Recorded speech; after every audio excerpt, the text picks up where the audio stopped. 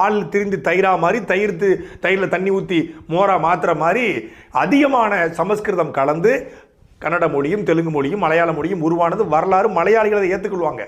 தெலுங்கருக்கு அந்த வரலாறு சில பேருக்கு தெரியும், சில பேர் மறுப்பான். ஆனால் கன்னடர்களுக்கு அந்த மனசு இல்லை, ஈகோ.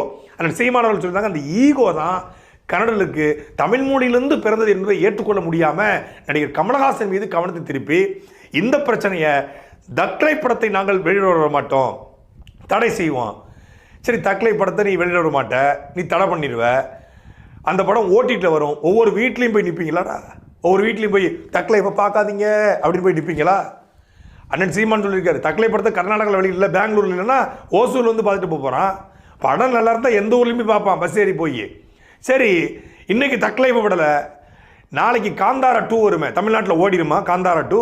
நீ தக்லை தடை பண்ணிடுவேன். சரி, காந்தாரா 2 தமிழ்நாட்டில் எல்லா தேட்டர்லையும் போட்டு ஓட்டிடுவேன். இல்லை